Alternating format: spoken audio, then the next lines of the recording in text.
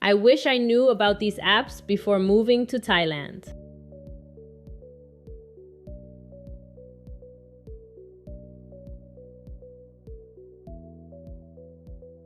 If you're moving to Thailand, visiting Bangkok, or even just thinking about living abroad, these are the apps I would download before you get here. Because let me tell you, the worst time to figure out an app is when you're tired, hungry, lost, hot, and trying to explain something in Thai. If you're new here, my name is Ashante, and this is Digital Dreams by Tay. I moved from New York City to Bangkok, Thailand, and now I'm sharing what I'm learning about life abroad, teaching, cost of living, and starting over. If you're interested in moving abroad, living in Thailand, teaching English, cost of living, and starting over in another country, make sure you subscribe because that's what this channel is about. Also, any referral links or promo codes I mention will be linked in the description. So in this video, I'm going to share the apps I actually use or would recommend having for transportation, food, shopping, communication, money, banking, learning Thai, and just surviving daily life in Thailand. Let's start with transportation because Bangkok is a big city and you need a way to get around. The first app is Grab. Grab is one of the main apps people use in Thailand for rides, food delivery, groceries, and sometimes package delivery. If you're coming from the US, think of it like Uber, Uber Eats, and delivery services combined. The pros are that it's easy to use, beginner-friendly, and very helpful when you first arrive. You don't have to explain too much in Thai, and you can see the price before you book. The con is that Grab can be more expensive than other options, especially during busy times. Sometimes the price jumps, and sometimes the driver may still call or message you in Thai. The next app is Bolt. Bolt is another ride-hailing app, and I mainly use it to compare prices with Grab. Sometimes Bolt is cheaper, so it's good to have both apps on your phone. The pros are cheaper rides and simple booking. The cons are that driver availability can vary, and sometimes the pickup location can be confusing. Then you need Google Maps. Google Maps is essential in Bangkok. I use it for walking directions, train routes, restaurants, reviews, and figuring out where I am. The only con is that Bangkok traffic can be unpredictable, and sometimes walking routes are not perfect. You should also have the SkyTrain or BTS app if you plan to use the BTS often. It helps with stations, routes, and fares. I still use Google Maps a lot, but the SkyTrain app helps you understand the train system better. And if you use the BTS regularly, look into Rabbit or MyRabbit. It's connected to BTS payments and Rabbit card services. It can be useful, but the setup may feel confusing at first. So for transportation, my must-haves are Grab, Bolt, Google Maps, SkyTrain, and Rabbit. Next, let's talk about communication and translation apps. The first one is Line. Line is extremely important in Thailand. A lot of people use Line for messaging, work, school communication, landlords, real estate agents, appointments, businesses, and everyday life. If you're moving to Thailand, you need Line. It's not optional. The pros are that everyone uses it, it's easy to send photos and documents, and it makes local communication much easier. The con is that if you're coming from the US, it might feel unfamiliar at first. Also, once you start living here, you may end up in a lot of Line chats and groups. I also still use WhatsApp. WhatsApp is not as common locally in Thailand as Line, but it is still useful for international communication. I use it for people outside Thailand, friends, family, and sometimes work-related communication. So my advice is Line for Thailand, WhatsApp for international communication. Then you need Google Translate. Google Translate is very useful for menus, signs, labels, messages, and quick conversations. The camera feature can help when you're trying to read Thai text. The pros are that it's fast and helpful. The con is that it is not always perfect. Thai can be tricky, and sometimes the translation sounds strange, so don't rely on it for everything. Google Lens is also helpful if you want to scan menus, packages, signs, or screenshots. Now let's get into food and restaurants. Grab is useful here too because you can order food through Grab. I also recommend Foodpanda as a backup. Sometimes a restaurant is available on one app and not the other. Sometimes the price or delivery fee is better on one app, so it's good to compare.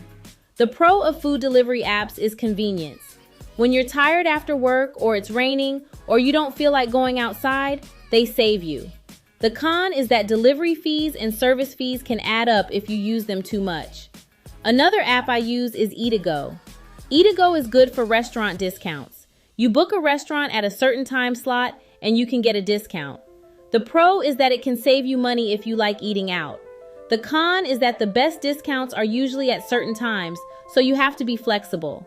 So for communication and food, I recommend Line, WhatsApp, Google Translate, Google Lens, Grab, Foodpanda, and Eatago. Now let's talk about shopping apps, because when you move to Thailand, you're going to need random things.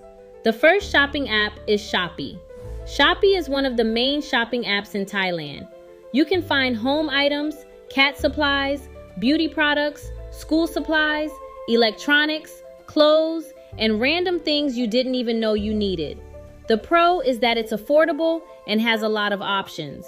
The con is that quality can vary, so you really have to check reviews, seller ratings, pictures, and delivery time.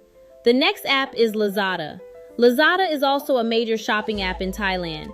I think of Shopee and Lazada as two apps you should compare. Sometimes one has better pricing, sometimes one has faster delivery, sometimes one has better sellers. The pros are convenience and variety. The cons are similar to Shopee. Seller quality can vary, so check everything before buying. I also use Shein. Shein is helpful for affordable clothes, accessories, and fashion items. The pro is that there are a lot of options and the prices can be good. The con is that sizing can be inconsistent and quality depends on the item. I also use TikTok Shop. TikTok Shop is good for beauty products, clothes, viral products, and random deals. The pro is that you can find good prices. The con is that it's very easy to impulse buy, so be careful. Now let's talk about money apps because this is very important when you're living abroad. The first one is Wise. Wise is useful for moving money internationally and dealing with different currencies. If you're going back and forth between US money and Thai baht, Wise is one of those apps you should at least know about. The pro is that it's made for international money movement. The con is that transfers are not always instant, so don't wait until the last second. I also use PayPal. For me, PayPal is important because some US companies and online platforms pay through PayPal instead of sending money directly into a bank account. So PayPal is more of a getting paid app for me. The pro is that it's useful for freelance payments, US companies, and online platforms. The con is that fees and exchange rates can add up. I also still use Chime and Venmo for my US side. Chime is part of my US banking setup, but I do not treat it like my Thailand transfer app. Venmo is useful for sending and receiving money with people in the US, but I would not rely on it as my main money app while abroad. So for shopping and money, I would have Shopee, Lazada, Shein, TikTok Shop, Wise, PayPal, Chime, and Venmo. Now let's talk about banking and daily life apps. If you are staying in Thailand long term, having a Thai bank account makes life much easier. I got my Thai bank account through my school, and that helped a lot. Without a Thai bank account, things can get annoying because ATM fees are high. Some ATMs charge around 250 baht per withdrawal, which is about $7 or a little more in US money, depending on the exchange rate. And that is before any fee your own bank might charge. So if you're withdrawing cash often, those fees add up fast. A Thai banking app is helpful for QR code payments, local transfers, rent, bills, and daily spending. The con is that opening a Thai bank account can be difficult if you don't have work, school, visa support, or the right documents. I've also heard a lot of expats recommend Charles Schwab because it can be travel friendly for ATM fees. I don't want to speak too deeply on it if you haven't used it yourself, but it is something to research before moving abroad. Now for lifestyle apps. I use ClassPass in Bangkok because I like being able to try different gyms, fitness classes, yoga, Pilates, wellness spots, and things like that without committing to one place right away. The pro is variety. The con is that credits can run out quickly, and some classes cost more credits than others. I also recommend Meetup if you're trying to make friends or find events. Moving abroad can get lonely, so apps like Meetup can help you find language exchanges, hobbies, social events, or networking groups. Get Your Guide is good for tours, activities, airport transfers, and things to do when friends or family visit Thailand. The con is that sometimes you can find cheaper options locally, but it is easy and organized. I also used Get Onward for proof of onward travel. Sometimes airlines want to see that you have a ticket leaving Thailand before they let you board, especially if you're entering as a tourist. It can be useful, but it is not a visa strategy. You still need to understand your visa rules and make sure you do not overstay. And finally, for learning Thai, I use Drops. Drops is good for learning basic Thai vocabulary in a simple way. The pro is that it's quick and not overwhelming. The con is that it will not make you fluent by itself. You still need real speaking practice and listening practice. So my final advice is this: download these apps before you desperately need them, because when you're tired, hungry, lost, trying to pay for something, or trying to explain yourself in another language, you do not want to be downloading an app for the first time.